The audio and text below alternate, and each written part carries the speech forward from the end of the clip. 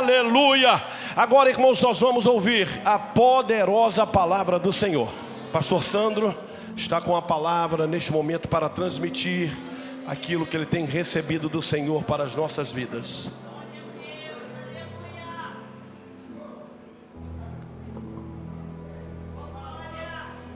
Meus irmãos, a paz do Senhor, amém? Nós queremos louvar a Deus por mais essa oportunidade que o bom Deus nos concede, estar em sua presença. Eu quero aqui parabenizar o grupo, por essa festa, os congressistas, por mais um ano de aniversário do grupo. Então eu pedi a bênção de Deus ao pastor dessa igreja, dirigente, pastor Edson e a sua família, aos demais obreiros, aos membros, aos que visitam. Deus também te abençoe, amém, irmãos? Texto escolhido pelos irmãos, eu queria convidar os irmãos para abrir a palavra no Evangelho segundo escreveu Mateus,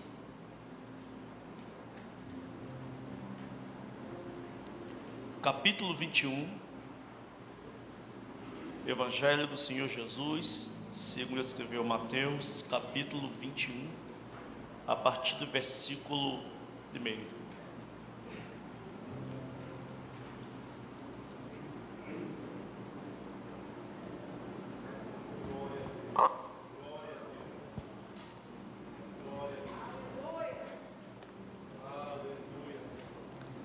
Aos que acharam, digo amém. E quando eles se aproximaram de Jerusalém, e chegando a Betfagé, junto ao Monte das Oliveiras, então enviou Jesus 2 discípulos, dizendo-lhes: ide à aldeia que está defronte de vós, e logo encontrareis uma jumenta presa, e com ela um jumentinho. Soltando-os, trazei-os para mim. E se algum homem vos disser alguma coisa, dizei: o Senhor necessita deles, e logo os enviará. Tudo isso foi feito para que pudesse se cumprir o que foi dito pelo profeta, dizendo: dizei à filha de Sião: eis que o teu rei vem a ti manso, montado sobre o jumento, e potro cria de um jumentinho. E indo os discípulos, fazendo como Jesus lhe ordenara, trouxeram a jumenta e o jumentinho, e sobre eles puseram as suas vestes, eles os colocaram em cima. E uma multidão muito grande estendia suas vestes pelo caminho, e outros cortavam ramos de árvore e os espalhavam pelo caminho. E as multidões que iam à frente, aos que seguiam, clamavam dizendo: Hosana ao filho de Davi, bendito é o que vem em nome do Senhor, Hosana nas alturas. Quem pode dar um glória por esta palavra? O seu assento, por favor, irmãos.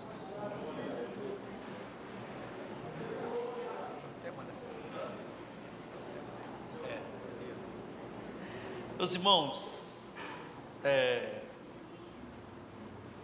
quero aqui falar um pouco sobre a autocrítica, a historicidade e as ordens sequenciais do que acontece para esse episódio aqui acontecer. Propriamente falando, a profecia, o profeta em questão é Zacarias. Zacarias, ele vai dizer sobre essas palavras, sobre a filha de Sião e sobre aquele que vem montado sobre um jumentinho. Isso foi predito sobre Zacarias que isso aconteceria. Jesus cumpre todas as profecias ligado à sua messianidade. Só que quando você percebe a questão da messianidade, as profecias da messianidade, ela começa a partir do livro de Gênesis. Quando você ler o livro de Gênesis, no seu capítulo de número 3, onde existe a desobediência de Adão e Eva, e há uma sentença proposta ali, o Senhor disse que a mulher iria gerar um fruto, e do ventre desta mulher nasceria um, que iria esmagar a cabeça da serpente. Se você perceber, o Antigo Testamento, toda a estrutura da atuação do maligno, não há uma referência de possessão, não há uma referência de opressão, ainda que alguns forçarão o texto dizendo que A questão de Saul seria algo desse tipo, mas não se vê daqui nenhum demônio possuindo o corpo de ninguém. O propósito de Satanás do Antigo Testamento é se utilizar das guerras para tentar exterminar o povo de Deus, para que o Messias não nascesse. Se você pegar toda a parte histórica do Antigo Testamento, você percebe que sempre o inimigo se apropriava das guerras. Todas as nações tinham uma ira que não tem muita lógica sobre Israel. Todos queriam guerrear contra Israel. Claro que debaixo dessa atuação havia o inimigo tentando impedir que a semente profetizada em Gênesis 3 viesse nascer.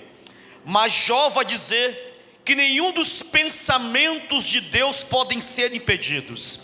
Tudo que Deus fala e Deus promete, Ele se responsabiliza em cumprir. Ainda à vista, temos aqui Daniel capítulo 9. Daniel capítulo 9, no verso 24, verso 25, Daniel vai mais além. Ele estabelece o calendário da manifestação messiânica.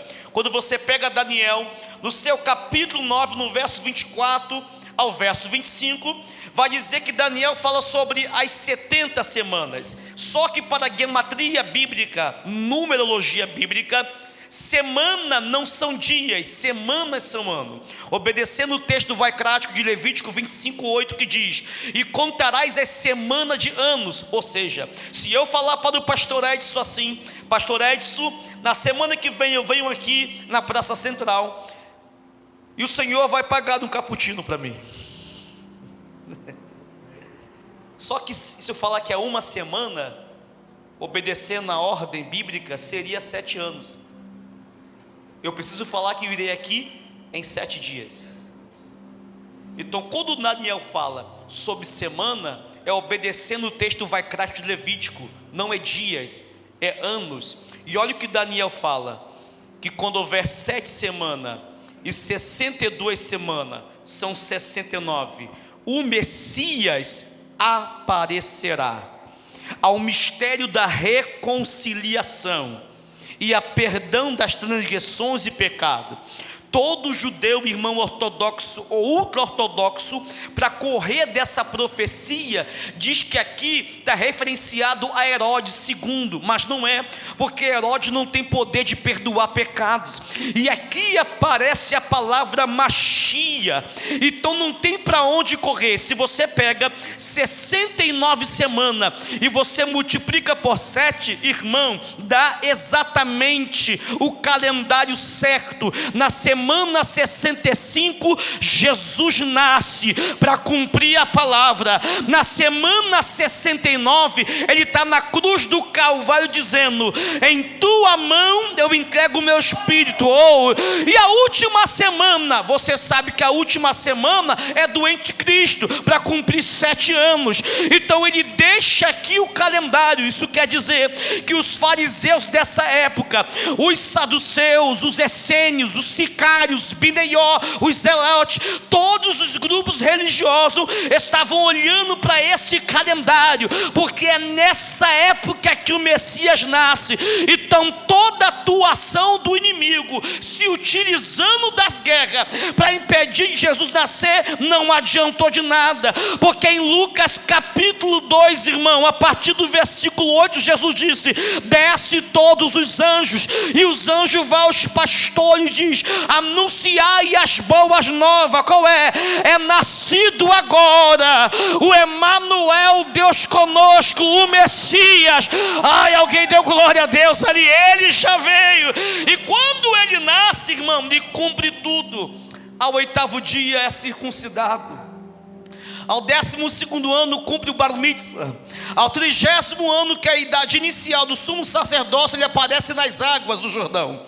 Em Lucas 3, João Batista olha para ele, e o Senhor tinha dito a João Batista: aquele que você vir abrir o céu e uma pomba descer, este é o Messias. Olha para cá, esta visão não é coletiva, ela é pessoal. É para João saber e não os outros, porque é Ele que vai preparar o caminho. Então é João que tem a visão. Isso aqui mostra, irmão, que necessariamente nem todos têm a mesma visão da manifestação dele. Tem gente que não sente, não vê, mas tem gente que tem percepção da atuação dele e do ambiente. Então naquele momento, quando o céu abre, a pomba desce, João grita: eis o Cordeiro que tira o pecado do mundo. Sem sombra de dúvida ele grita, porque ele tem percepção pessoal. Não importa o que os outros vão falar, João sabe que é ele.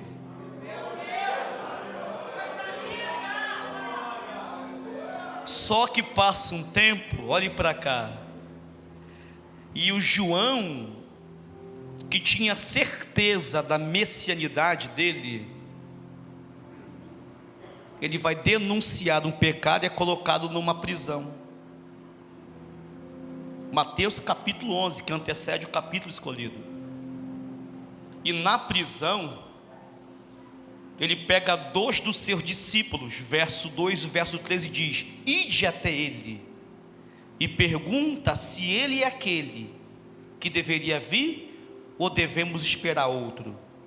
Como é que alguém acredita num capítulo e passa a duvidar depois? Por quê, irmãos? Porque os últimos versículos do Evangelho de João, capítulo 10, vai dizer que João Batista não fez sinal e milagre nenhum, mas tudo que João falou acerca de Cristo é verdade, porque aconteceu. Então eu vou detalhar isso aqui hermeneuticamente. João disse que ele faria coisas que ele não fez. Se você pegar toda a estrutura das palavras de João, isso aqui é um resumo do resumo. João disse que ele batizaria com o Espírito, sim, mas muito mais. João disse que ele daria vista ao cego, ele colocaria em liberdade quem está preso, ele trazia alívio aos oprimidos, porque é uma estrutura da manifestação do Messias lá dito no Antigo Testamento. Só que agora João encheu a boca para dizer: ele vai quebrar corrente. Quem é que está acorrentado agora? O próprio João. Então ele acredita que o Messias que atuou para os outros vai atuar para ele. Olha para cá, irmão. Então João acabou de dizer que Jesus libertaria preso e ele está preso. Qual é aqui o desejo de João? Que o mesmo Jesus que libertou os outros viesse libertar a quem? A ele mesmo. Só, irmão, que quando João manda os discípulos ir lá, olha o que Jesus responde: ide a João e anunciai tudo que vocês estão ouvindo e estão vendo. Verso 4 e 5, vendo que é Jesus, olha para lá, quando as 2 testemunhas olham, está escrito: os cegos veem, os surdos ouvem, os mudos falam. Com outras palavras, diga a João que a prisão não anulou as profecias que ele falou de mim. Ele está preso, mas a profecia está viva. Tudo que João falou, estou sentindo uma presença aqui, aleluia. Tudo que João falou acerca de mim, eu estou cumprindo aqui. Ou seja, irmão, a circunstância do profeta não anula aquilo que o profeta disse. Logo, tudo que Deus coloca na tua boca, se vem da data se vem dele, tem data determinada para cumprir. Ah, irmão, aleluia.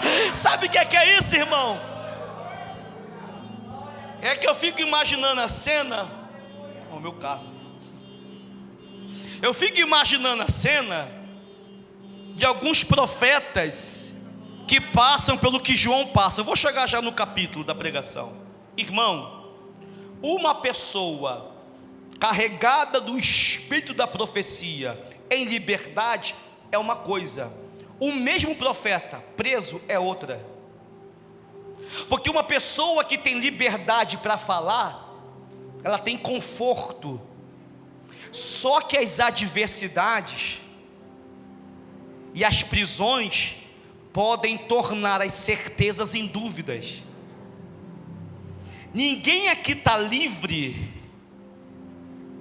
de profetizar alguma coisa e o tempo passar e você aguardar Jesus, ele não vir. Esse é o sentimento de João. Eu disse que ele ia botar em liberdade quem está preso. Por que ele não veio ainda me salvar? Eu fico imaginando João contando os dias e Jesus não vem para salvar a ele. Por quê, irmão? Porque João foi determinado a só preparar o caminho. O ministério de João tem 6 meses, sacudiu Jerusalém. O cara profetiza só 6 meses, ou seja, não é questão de anos de ministério que vai determinar o sucesso do que você profetiza. Porque se fosse anos, o ministério de João não seria contado até hoje, só foi 6 meses. O cara acabou de duvidar de Jesus. Sabe o que Jesus fala dele? Ele acabou de duvidar de Jesus. Está em Mateus capítulo 11. Olha o que Jesus fala. O que vocês ouvem sobre João? Uma cana agitada pelo deserto? Um profeta, eu digo, nascido de mulher. Não há profeta maior que ele. Ele acabou de duvidar de Jesus e Jesus está falando bem dele. Porque Jesus entende que ainda profeta é humano. E ele sabe separar intimidade e humanidade. Não é porque tem intimidade com Deus que deixou de ser humano. Se fosse um ser humano, ia descartar. Mas Jesus não descarta um momento pelo histórico todo do camarada. Aleluia, ele duvida de Jesus no momento, mas o histórico que ele tem com Jesus, irmão, é muito superior ao momento que ele está passando. Jesus é diferente do ser humano.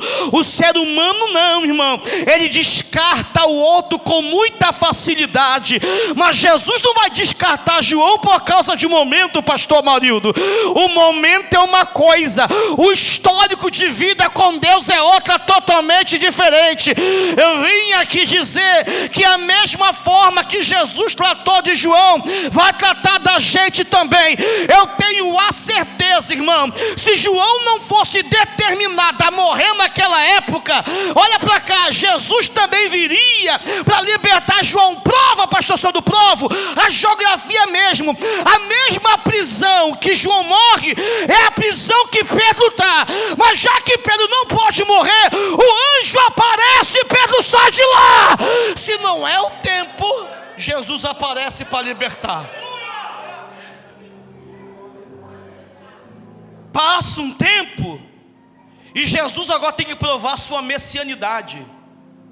Porque se o maior profeta por um momento pode duvidar, imagine o povo que não tem intimidade com Deus. Então qual é a questão toda aqui para chegar em Mateus capítulo 21?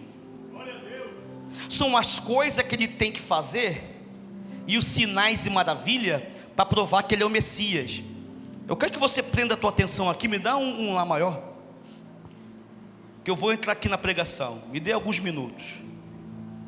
Irmãos, se você pegar Mateus capítulo 21, se você pegar Marcos capítulo 11, se você pegar Lucas capítulo 19, se você pegar João capítulo 12, é a mesma história do jumento, Jesus em cima, em esfera de acontecimento diferente. Só que Lucas se esforça em colocar em ordem. Olha o que acontece para ele subir numa jumenta. Lucas vai dizer que um dia anterior a Jesus subir no jumento, acontece o que está reservado no Evangelho de João. Capítulo 11, ele ressuscita Lázaro.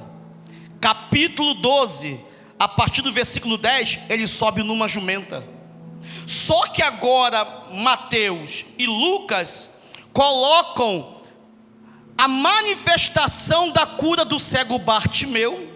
Marcos também, porque Marcos diz no capítulo de número 11, a entrada triunfal. capítulo 10, do verso 46 e 52, Bartimeu é curado.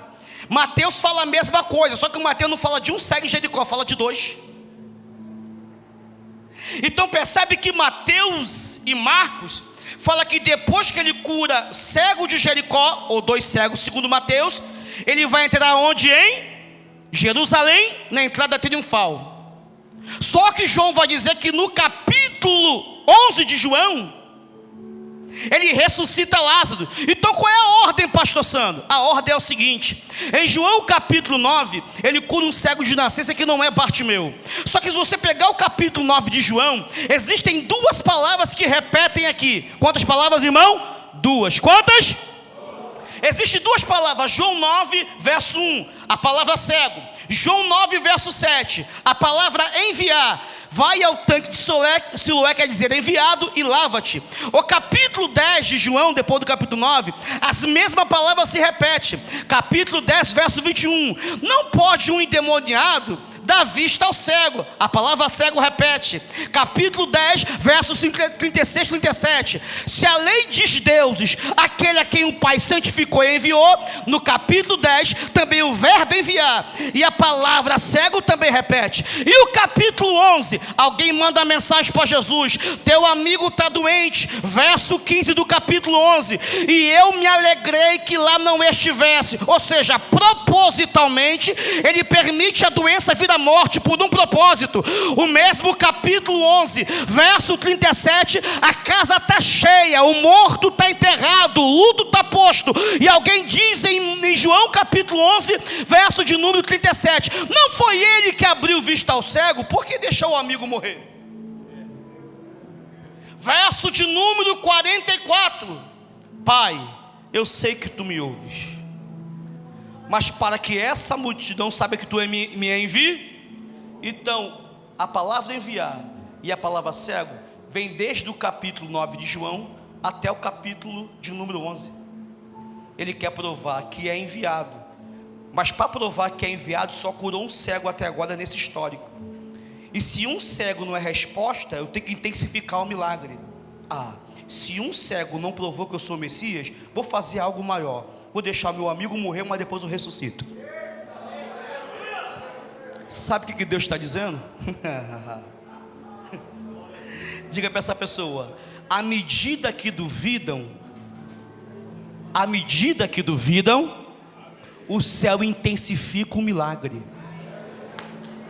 Alguém deu.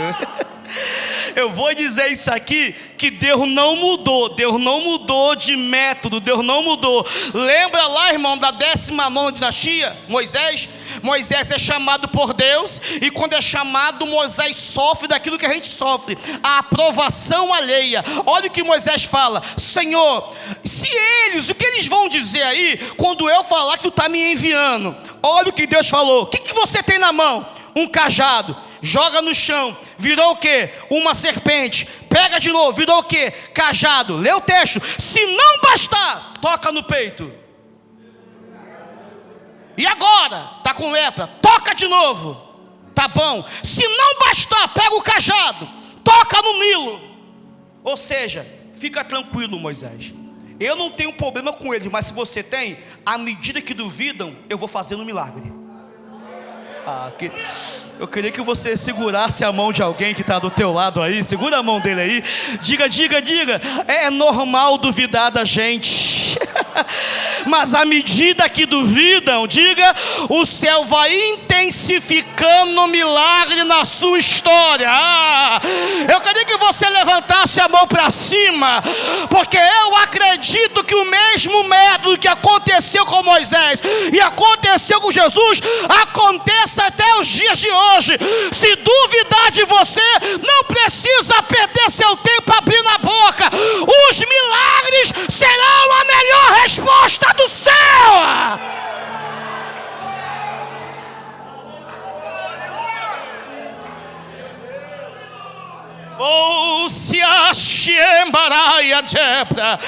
Eu não entendi, pastor, eu vou explicar melhor, irmão.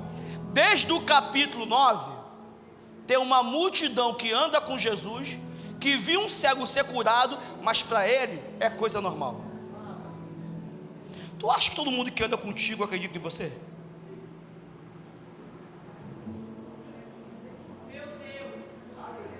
Essa multidão está andando com Jesus, viu um cego de nascença ser curado, e não é normal. Ah, é? Então vou intensificar o negócio aí.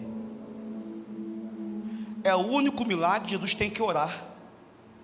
Ele orou ao Pai para curar a filha de Jairo?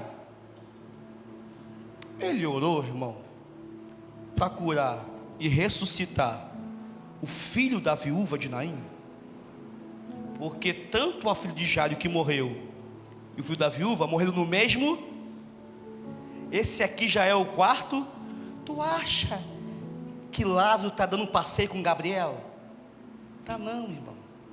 Tá onde? Segundo Jesus em Lucas, quem morre ou vai para o Hades ou vai para o seio de Abraão. Por que Jesus tem que orar? Porque saiu da boca dele, quando o pai Abraão diz: quem está aqui não pode ir para aí, e quem está aí não pode vir para cá. Chegou aqui, não volta mais. Então Jesus sabe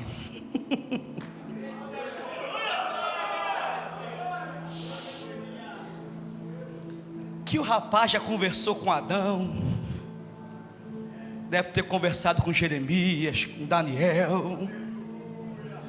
Só que Jesus está abrindo um parente para provar para essa multidão que ele é o Messias.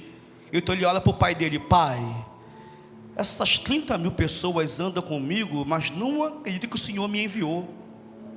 Eu sei que na ordem da lei não pode voltar. Abre um parente e manda Lázaro, que está lá em cima, voltar e assumir o corpo aqui embaixo. Eu fico imaginando o pai Abraão, que disse que ninguém volta, pegando a prancheta e dizendo: tem algum Lázaro por aqui? É um nome comum.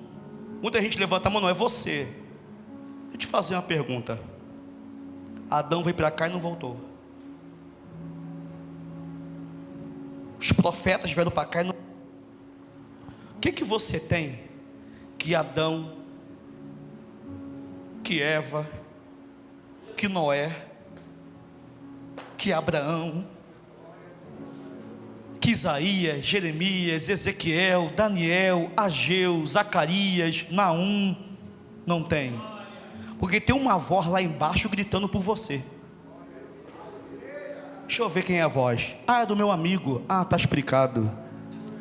Eu não sei o que você tem com ele, mas quem veio para cá não voltou. Tu é o primeiro a voltar. Vai descer lá para baixo. Quando ele grita: Lázaro, vem para fora, é para intensificar o milagre e provar que ele é o Messias. Aí você lê lá em João, olha para cá, do capítulo 9 ele cura um cego, no capítulo 11 ele ressuscita Lázaro, o capítulo 12, depois da ressuscitação de Lázaro, ele está sentado e o texto vai dizer: e a multidão foi lá para ver Jesus, mas também para ver Lázaro que estava ressuscitado. Olha o verso 9. No dia seguinte, entendeu agora? Primeiro ele cura um cego de nascença, depois ressuscita Lázaro. No dia seguinte, entra em Jericó, cura o Bartimeu, entra na casa de Zaqueu, e quando chega perto de Jerusalém, depois dessa sequência de milagres, não tem para onde correr. Ele é o Messias preparado. Aí uma multidão está pronta, preparada para gritar. E quando a multidão vê ele, em cima da jumenta grita: Hosanas, aquele que vem em nome do Senhor, e começa a gritar. Alguém gritou: entendeu? Não entendeu? Só que quando acontece isso,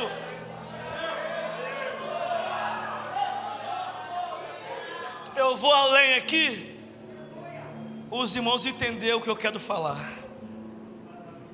Lucas se esforça para colocar em ordem. No capítulo 19 ele vai dizer que ele cura o cego no capítulo 18. No capítulo 19 entra na casa de Zaqueu. No mesmo capítulo 19, verso 28, ele sobe numa jumenta. Ele sobe na jumenta e 30 mil pessoas gritam: Hosana. Só que depois os fariseus falam: pede para os teus discípulos parar. Depois você lê lá Lucas 19, ele vai dizer: se eles pararem, as pedras vão clamar. Só que depois dali diz o texto: e Jesus chorou quando viu a cidade, e disse: se tu reconhecesse o tempo da visitação, e soubesse quem é que está vos visitando de verdade, porque ele sabia que a mesma multidão que grita hosanas aqui vai gritar crucifica depois. Só que uma coisa é certa, irmão, o texto vai dizer que eles não receberam Jesus e não conheceram o tempo da visitação, pastor Amaurido. Olha para cá, a jumenta reconheceu e aquela multidão não. Os 12 discípulos reconheceram e aquela multidão não. E lá em João capítulo 1 ele grita: eu vim para os meus, mas os meus não me receberam. Mas todo aquele que me recebeu teve o poder de ser chamado filho de Deus. Irmão, se essa igreja ou se pudesse gritar, ela gritaria: eles não te receberam, mas nós estamos aqui dizendo: tu és o Cristo ressuscitado. Quem pode levantar a mão e adorar? Nós reconhecemos e nós sabemos quem Ele é. Se você reconhece, osamas é pouco, irmão. Levante a tua mão e dê para Ele o que Ele merece.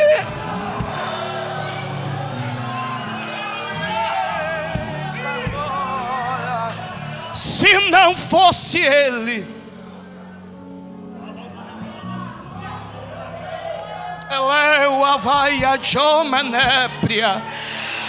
deixa eu fazer uma pergunta: o grupo de varão reconheceu o tempo da visitação? Alguém levantou a mão ali para dar glória? Aqui no altar, alguém reconheceu o tempo da visitação dele? Aí os músicos reconheceram o tempo da visitação dele? As irmãos que estão na igreja reconheceram o tempo da visitação dele? Você que está aí atrás reconheceu o tempo da visitação? Olha aí, diabo, a gente sabe quem ele é.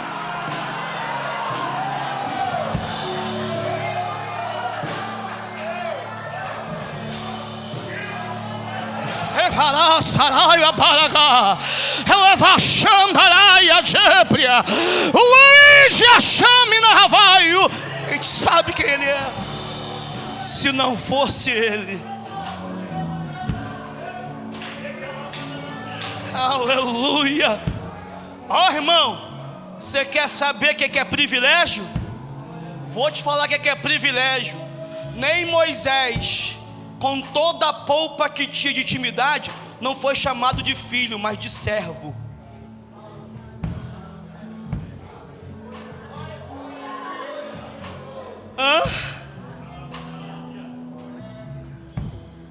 Mas ele falou: quem reconhecer a minha visitação e me receber, vai receber poder e ser chamado de filho de Deus. Tem filho de Deus aqui, irmão? Tem filha de Deus aqui? Aleluia. Onde estão os filhos de Deus aqui, que pode hoje levantar a mão e adorar a Ele neste lugar? Oh, glória! Oh, irmão, se Freud, olha para cá, se Freud estivesse aqui, eu diria uma verdade na cara dele. Freud diz que toda pessoa que não tem paternidade sofre de uma síndrome chamada síndrome de Édipo. É a ausência paterna. Oh, irmão, eu posso falar: o meu pai foi embora quando eu tinha 17 meses, ele não me deu valor. Mas eu lembro no dia que eu me converti com 16 anos, na Assembleia de Deus de Jardim América, em 1993. A partir dali, Deus tomou uma pessoa para me falar: eu sei que ele foi embora, mas eu fui teu pai desde quando você nasceu. Aleluia. Ah, irmão, olha para cá. Se ele estivesse aqui, eu diria para ele assim: ei, Freud, a gente não é complexado, a gente não tem um pai ausente, a gente tem um pai presente. E outra coisa, e eu termino por causa do horário. Irmão, você pegou lá uma coisa que é interessante? Olhe para cá. Toda a homilia, toda a hermenêutica desse capítulo envolve em reconhecer a visitação do Messias e o receber. E todo aquele que o recebe tem poder de filho, e é chamado de filho de Deus. Logo Deus se torna pai dele. Se você pegar o Antigo Testamento, quando Deus chama Moisés de servo, Deus entrega a paternidade, mas Israel não pega. Se você pegar Êxodo capítulo 4, a partir do versículo 22, quando você estuda toda a construção da religião egípcia, a religião egípcia vai dizer que na 19ª dinastia, na época de Ramsés II e não primeiro, que era pai dele, ele esbojava soberba dizendo: ora, se Israel tivesse pai, vocês não seriam escravos, porque Faraó dizia que ele era a reencarnação de Osíris, e que também o sol era Ra, que a gente sabe que não é Deus, e era pai dele. Então ele humilha Israel, dizendo que Israel não tem pai. Olha o que Deus manda Moisés falar para Faraó: diga a Faraó que Israel é meu filho. Ou seja, se perguntou pelo pai, o pai acabou de chegar. Diga ainda a Faraó que se ele não deixar meu filho ir, eu vou tocar no filho dele também. Olha para cá para você dar glória a Deus agora. Olha para cá, irmão. O que Deus está oferecendo para Israel? Não só a divindade, mas a paternidade também. Por que você acha que antes de Deus tocar no filho de Faraó, ele pega o sol e abate o sol por 3 dias? Porque Ramsés diz que o sol é o pai dele. Então, se o sol é o pai dele, é briga de pai para pai. Então, nosso pai manda o sol beijar a lona 3 vezes, para mostrar para Faraó que o nosso pai é mais forte e é maior. Quando você olha esse negócio aqui,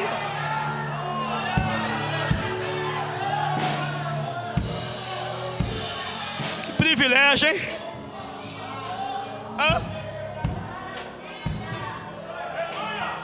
Alguém está dando glória a Deus ali atrás. Que privilégio. Lá maior. Eu falo com o pastor antes, você fala para alguém. Diga assim para essa pessoa: nem Moisés foi chamado de filho. Que privilégio, hein? Hoje você não é só servo, você é filho de Deus. Olha para cá, imagina a cena quando o discípulo falou assim: Senhor, nos ensina a o quê? A orar. Qual é a oração padrão do Antigo Testamento? Deus de Abraão, de Isaac e de Jacó. Jesus vai dizer assim: Pai nosso que estás no céu. Ele vai dizer também em Mateus: não andeis ansiosos com que haver de comer, beber e vestir, porque os pássaros não plantam e não colhem, e o vosso Pai os dá de comer. Ou seja, fica tranquilo, o meu Pai nunca deixa a mesa de filho vazia.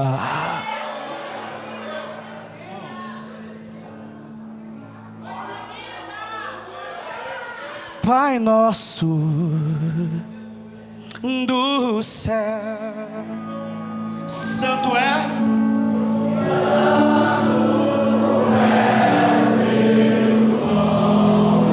teu reino no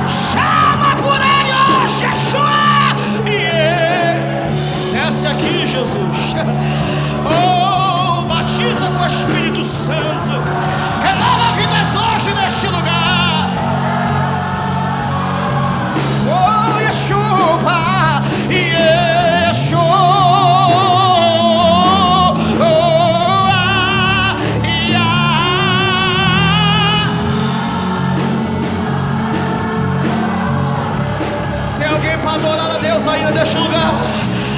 Tem alguém para exaltar a Ele neste lugar a Ele? Eles não reconheceram, mas nós reconhecemos o tempo da visitação. Eles não receberam, mas nós recebemos Ele.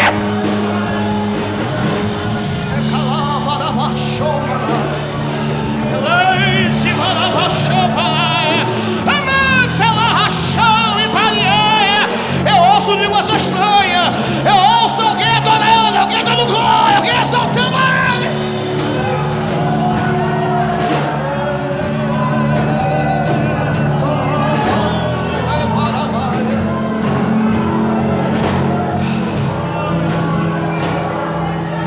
Ele faz uma oração muito especial.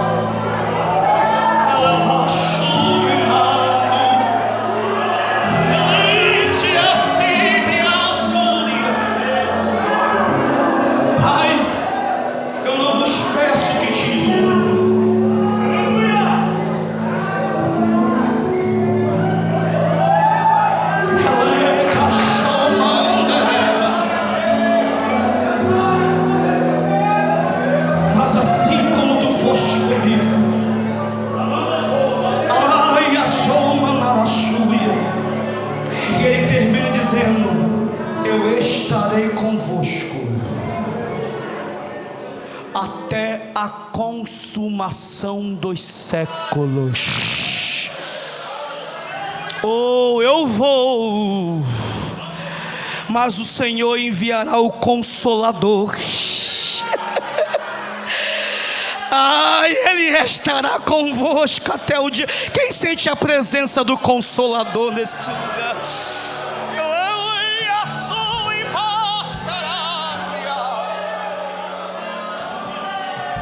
Se não fosse Ele, irmão, ai, glória,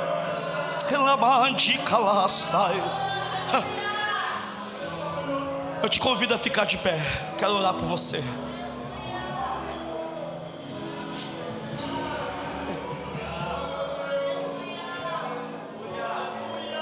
Nós somos aquele povo que Ele disse: bem-aventurado é aquele que não viu, mas creu.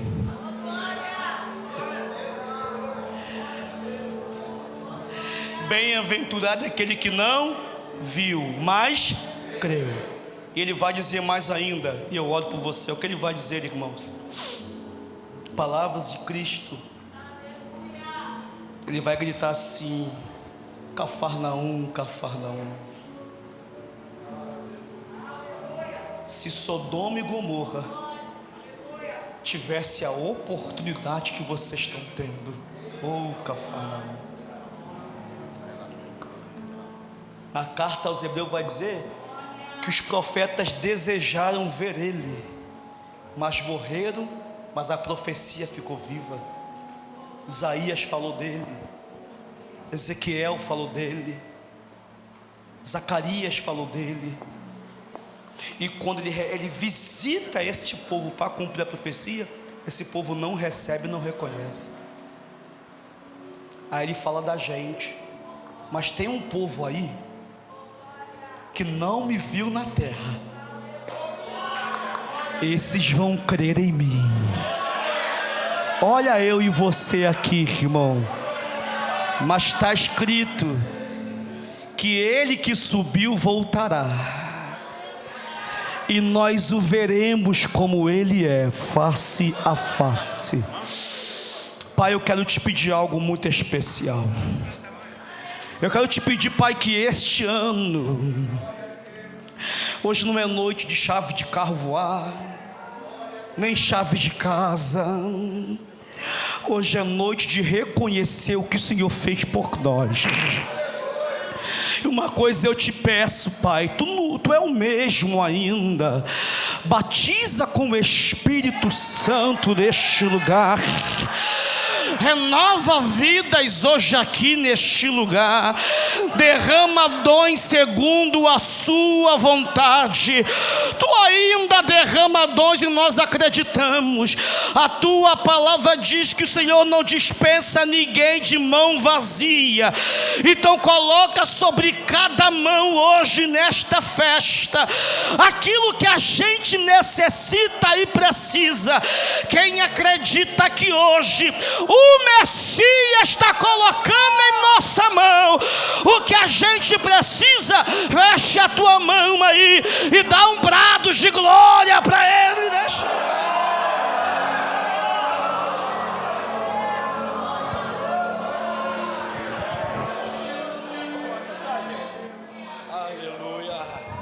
Aleluia.